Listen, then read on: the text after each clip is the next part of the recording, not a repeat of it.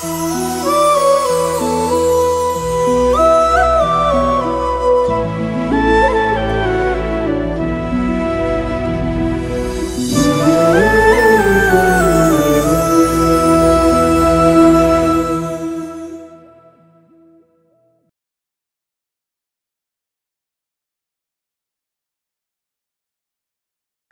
viewers, I am Dr. SGV Satya from Satya Unani Healthcare, Hyderabad.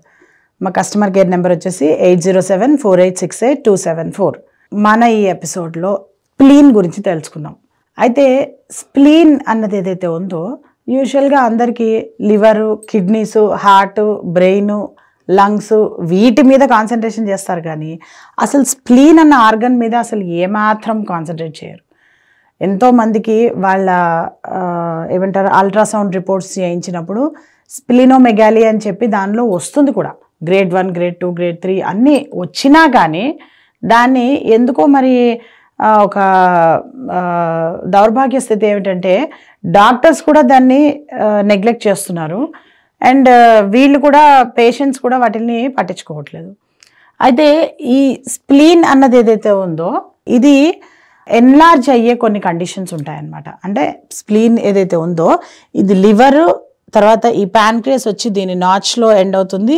ఈ left lobe ఏదైతే ఉందో liver యొక్క ఇది అక్కడి నుంచి మనకి లెఫ్ట్ సైడ్లో ఆర్గన్కి బాడీకి లెఫ్ట్ సైడ్లో ఈ స్ప్లీన్ అన్నది యూజువల్గా మనకి అక్కడ ఉంటుందన్నమాట. ఇది మనం చాలా ఎక్కువగా మేము మా రెగ్యులర్ ప్రాక్టీస్లో చూసేది ఏంటంటే ఎవరికైతే హెపాటోమెగాలీ ఉంటుందో వాళ్ళకి ఈ స్ప్లీనోమెగాలీ అన్నది కూడా చాలా వరకు ఎక్కువగా మెజారిటీ కేసెస్లో చూస్తూనే ఉంటాం మేము ఇది.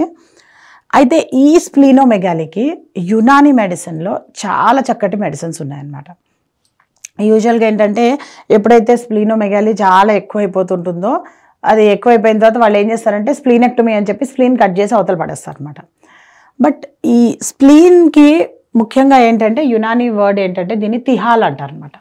ఈ స్ప్లీన్ మెయిన్గా ఎందుకు అసలు పనిచేస్తుంది అంటే కనుక దీన్ని గ్రేవ్యార్డ్ ఆఫ్ ఆర్బీసీస్ అని కూడా అంటుంటారు అనమాట. అంటే బ్లడ్లో ఎంతైతే ఈ రెడ్ బ్లడ్ సెల్స్ కార్పసెల్స్ ఉంటాయో అండ్ వైట్ బ్లడ్ కార్పసెల్స్ కొన్ని ఉంటాయో, కొన్ని వైట్ బ్లడ్ కార్పసెల్స్ అండ్ అన్ని రెడ్ బ్లడ్ కార్పసెల్స్, వీటిలన్నిటినీ కూడాను స్ప్లీన్ అన్నది వాటిని క్రష్ చేసి స్ప్లిట్ చేసి దాన్ని మళ్ళీ ప్రోటీన్ సపరేట్ చేసి హెమోగ్లోబిన్ సపరేట్ చేసి ఈ హీమ్లో మళ్ళీ ఐరన్ సపరేట్ చేసి గ్లోబిన్ సపరేట్ చేసి అలా అన్నీ దానికి డివైడ్ చేసి బ్లడ్ ఫ్లోలో దాన్ని చేయడం చేస్తుంటుంది అనమాట.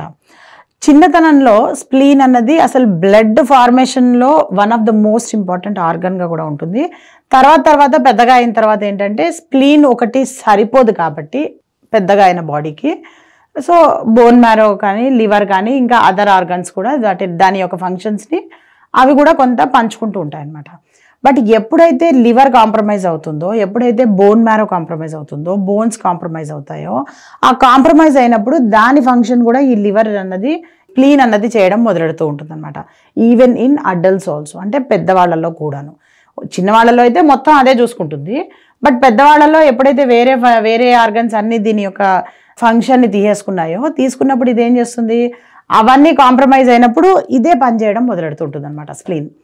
సో ఇలా పనిచేయడం వల్ల ఏమవుతుందంటే మీకు ఈ స్ప్లీన్ అన్నది కొన్ని డిసీజ్డ్ కండిషన్స్లో అది ఎన్లార్జ్ అవ్వడం మొదలెడుతూ ఉంటుంది. అంటే స్ప్లీన్లో వాపు రావడం మొదలెడుతుంది అనమాట.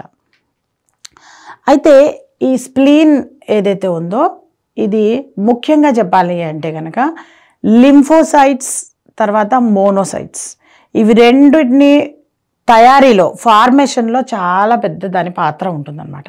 సో లింఫోసైట్స్ అన్నది చాలా ఇంపార్టెంట్. డబ్ల్యూబీసీస్లో అదొక group off white blood cells. అవి ఈ లింఫోసైట్స్ ఏవైతే ఉన్నాయో క్యాన్సర్ని కంట్రోల్ చేయడంలోనూ అండ్ క్యాన్సర్ వచ్చిన పేషెంట్స్లో ముఖ్యంగా ఈ లింఫోసైట్స్ అన్నది బాగా ఎక్కువగా ఎఫెక్ట్ అవుతూ ఉంటాయన్నమాట. అంటే దాని యొక్క మెకానిజం, డబ్ల్యూబీసీ మెకానిజం అనేది బాగా ఎఫెక్ట్ అవుతూ ఉంటుంది. సో అంటే దీన్ని బట్టి యునానీ మెడిసిన్లో ఏంటంటే ఎవరెవరికైతే క్యాన్సర్స్ ఉంటాయో వాళ్ళందరిలో కూడాను స్ప్లీన్ అన్నది ఖచ్చితంగా ఇన్వాల్వ్ అయి ఉంటుంది అన్నది యునానీ మెడిసిన్ యొక్క కాన్సెప్ట్ అనమాట. సో స్ప్లీన్ ఇన్వాల్వ్డ్లో డిసీజ్ వచ్చింది అంటే కనుక ఖచ్చితంగా వాళ్ళు 100% క్యాన్సర్ ఉంది అని మనం ఎంతవరకు చెప్పగలుగుతాం అన్నది అది ప్రశ్నార్థకమే. కానీ బట్ క్యాన్సర్ పేషెంట్స్ అందరిలో కూడాను స్ప్లీన్ అన్నది దాని పాత్ర దానికి ఖచ్చితంగా ఉంటుందన్నమాట. సో ఇలాంటి ఇంత విలువైన ఇంత గొప్ప ఫంక్షన్స్ ఉన్న స్ప్లీన్ని కోసి అవతల పడేసే ముందర, స్ప్లీనెక్టమీ చేయించుకునే ముందర దయచేసి అందరూ కూడాను ఒక్కసారి యునానీ ఫిజిషియన్స్ని కలవండి. కలిసి వాళ్ళ దగ్గర ఈ స్ప్లీన్కి సంబంధించిన మెడిసిన్స్ వాడండి. వాడితే కనుక అది నార్మల్ సైజ్కి వచ్చేస్తూ ఉంటుంది. యూజువల్గా ఏంటంటే 9 to 13 సెంటీమీటర్స్ అన్నది దాని యొక్క నార్మల్ సైజు. అండ్ ఇది ఎప్పుడైతే ఇంక్రీజ్ అవుతూ ఉంటుందో అంటే 130 mm అన్నది నార్మల్ అయితే కనుక యూజువల్గా నేను రీసెంట్లీ మేము ఏదైతే సబ్మిట్ చేసామో మన Satya Unani health care official channel ఏదైతే ఉందో దాంట్లో మేము ఒకటి యూట్యూబ్ ఇది కూడా పెట్టాము. ఇది 199 mm ఉన్న స్ప్లీన్ ఎలా నార్మల్ సైజ్కి వచ్చేసింది అన్నది బిఫోర్ అండ్ ఆఫ్టర్ కూడా మీకు దానిలో తెలుస్తూ ఉంటాయి, చూడొచ్చు మీరు. సో ఇలా స్ప్లీన్ అనే ఇంపార్టెంట్ ఆర్గన్ ఏదైతే ఉందో దీని గురించి తెలుసుకోండి, అవగాహన పెంచుకోండి. అనవసరంగా దాన్ని కోసి అవతల పడేసే ముందర దయచేసి యునానీ ఫిజిషియన్స్ని కలవండి. కలిసి దాన్ని మందులతోనే తగ్గించుకోండి. Thank you so much.